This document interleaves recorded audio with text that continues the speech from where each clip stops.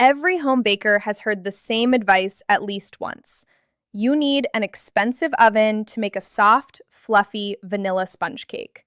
Yet, countless families have been baking beautiful cakes for decades, using nothing more than a stovetop, a simple cooking pot, and an ordinary teacup for measuring ingredients. The surprising part isn't that it works, it's how incredibly reliable it can be when you understand the small details that make all the difference. The secret isn't hidden in expensive equipment. It's hidden in balance, temperature, and patience. Imagine cutting into a cake with a golden surface, a delicate crumb, and a gentle vanilla aroma filling the kitchen.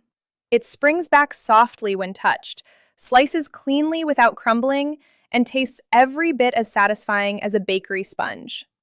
That result begins long before the batter is mixed. It starts with accurate measurements, even when no weighing scale is available. A standard teacup becomes the perfect measuring tool because every ingredient stays in proportion. As long as the same cup is used throughout the recipe, consistency replaces precision scales, making home baking simple and approachable. The first ingredient isn't flour or sugar, it's preparation. Professional bakers know that a successful cake depends on everything being ready before mixing begins. Eggs should be at room temperature because they whip more easily and trap tiny air bubbles that later expand during cooking. Butter or oil should be measured in advance. Vanilla should be ready, and the cake pan should already be greased and lined. Once the batter is mixed, every minute counts because those trapped air bubbles slowly begin to disappear. Many people assume flour is only there to hold everything together, but it's actually building the entire structure of the cake. Too much flour creates a dry, heavy texture, while too little causes the cake to collapse after cooking. Sifting the flour may seem like an old-fashioned habit, but it serves two important purposes. It removes small lumps and introduces air, helping the batter mix evenly without excessive stirring. Less stirring means less gluten development, and less gluten means a softer sponge. Sugar contributes much more than sweetness. During mixing, tiny sugar crystals help cut through the butter and eggs, creating countless microscopic air pockets. These pockets later fill with steam and expanding gases, making the cake rise naturally. Sugar also attracts moisture, keeping the finished sponge tender for much longer instead of drying out after a few hours. Then comes the ingredient that gives this cake its unmistakable personality: vanilla. At first glance, it seems almost insignificant, because only a small amount is needed.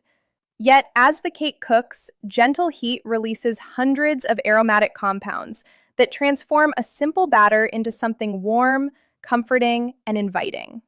The smell alone often tells everyone in the house that something special is happening. Mixing is one of the easiest places to make mistakes. Many beginners believe faster is better, beating everything aggressively until perfectly smooth. In reality, overmixing is one of the fastest ways to lose softness. After the flour is added, gentle folding becomes far more important than speed. Every fold preserves the air created during the earlier mixing stage. Those tiny bubbles are the future height of the sponge, and crushing them produces a dense cake instead of a light one. Even the baking powder deserves more respect than it usually receives. This small ingredient quietly produces carbon dioxide as soon as it meets moisture, and later responds even more dramatically to heat. That invisible gas stretches the delicate network formed by the eggs and flour, lifting the cake upward. If the baking powder is old or expired, the reaction becomes weaker, leaving the sponge disappointingly flat, no matter how carefully everything else was done. Now comes the part that surprises many people: baking without an oven. A heavy cooking pot with a tight-fitting lid creates an enclosed environment where heat circulates around the cake pan. Before placing the batter inside, the pot should be preheated over low heat with a metal stand, wire rack, or thick layer of salt beneath the cake pan.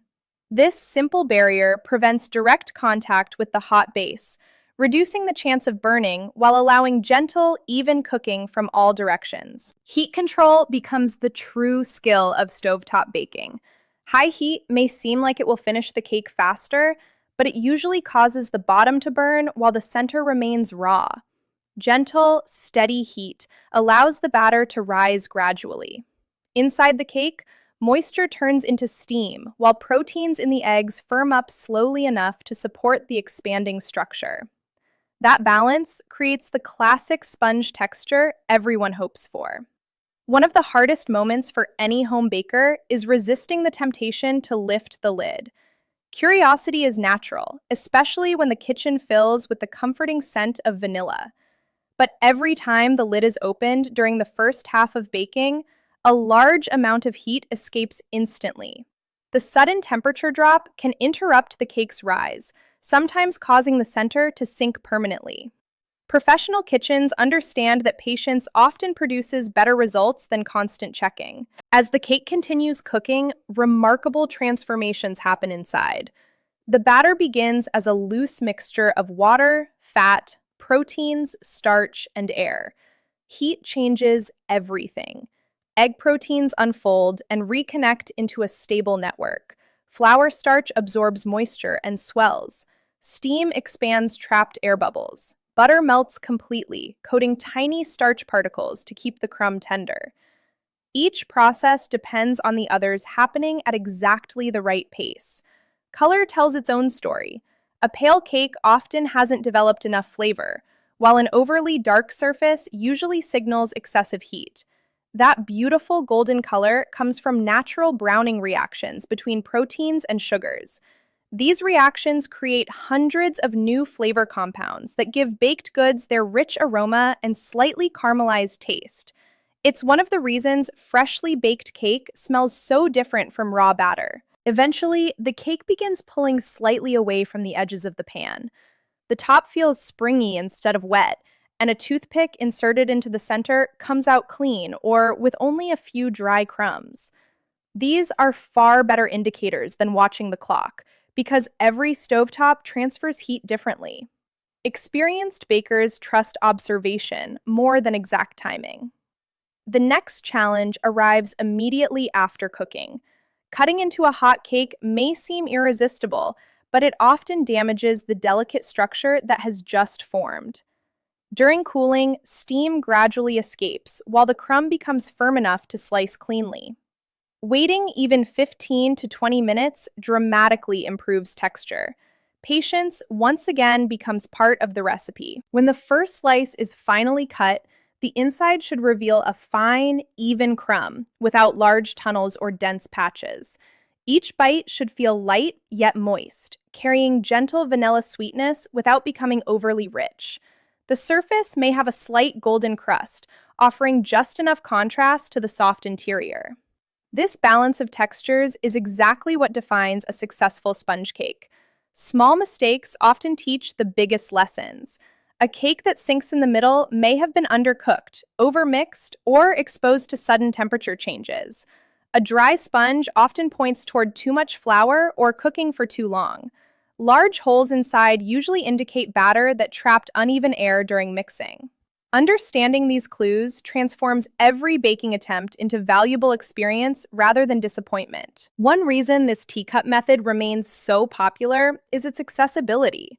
Not every home has digital kitchen scales or built-in ovens, but many families already own a cooking pot, a cake pan, and a favorite teacup. Good baking has never depended entirely on expensive tools.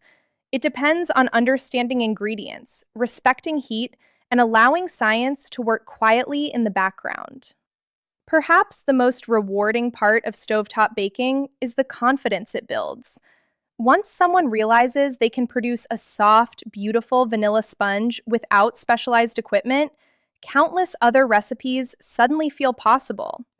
Chocolate cakes, fruit cakes, marble cakes, and celebration cakes all become less intimidating because the core principles remain exactly the same. That is the quiet beauty of this humble vanilla sponge cake, measured with a teacup and baked on a simple stove. It proves that remarkable baking isn't reserved for professional kitchens or expensive appliances.